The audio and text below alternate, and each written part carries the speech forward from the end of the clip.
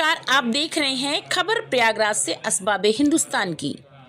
उत्तर प्रदेश प्रयागराज महाकुंभ 2025 पत्रकार वार्ता के माध्यम से परमाराध्य शंकराचार्य अभिमुक्तेश्वरानंद सरस्वती महाराज ने कहा, गाय माता को राष्ट्रीय दर्जा दिया जाए।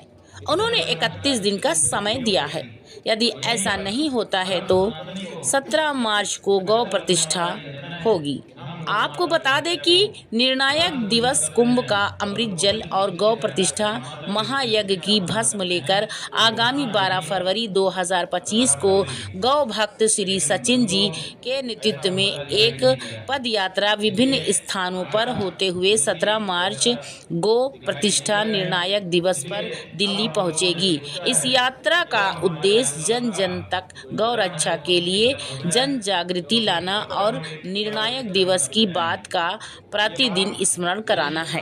तो आइए जानते हैं क्या कहा शंकराचार्य जी ने।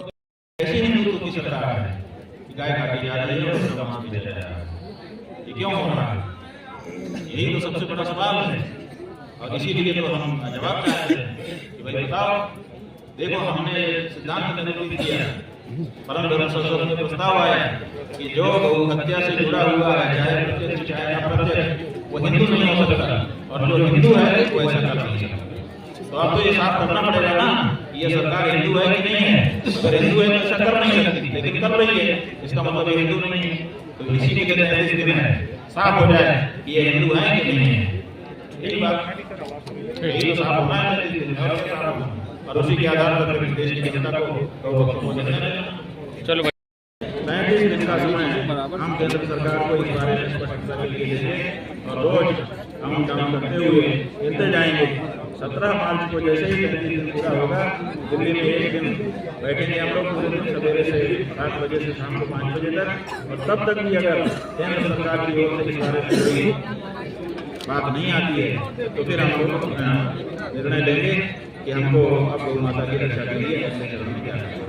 देश प्रदेश में सरकारों से आशा कुछ दिन तक करेंगे, उसके बाद सरकार से ऐसा नहीं है। देश प्रदेश में हिंदुत्व की सरकार का दावा होता है, फिर भी गौ माता को राष्ट्रीय माता की घोषणा नहीं होती और हर स्तूप में आपको दर्शन करने नहीं दिया जाता। क्या देखिए, यही बात है, कहा जाता है कि हिंदू सरकार है, हिंदू सरकार, और केंद्र में और राज्य में भी हिंदू सरकार, डबल इंजन की सरकार है, ये सब कहा जाता है।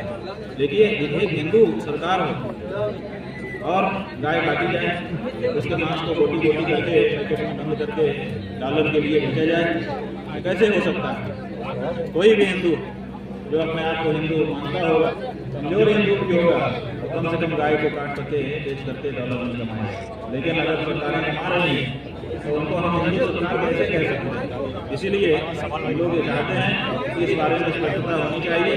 और बड़ी ये भ्रम की स्थिति देश में निर्मित हो रही है, वो ये है कि अभी तक ये था कि हिंदू जो है ना तो गौ मांस खाता है, ना तो गाय माता की हत्या करते हैं। लेकिन ये जो सरकारें हैं जो अपने आप को हिंदू कहना चाहती हैं, उनके समय में जब गौ हत्या को बढ़ावा मिलता है तो ये होता है कि इसका मतलब हिंदू भी गौ हत्यारा हो सकता है। तो ये हिंदू कभी गौ हत्यारा नहीं होता है। ये जो धारणा बन रही है, इसको तोड़ देना, साफ कर देना बहुत जरूरी है।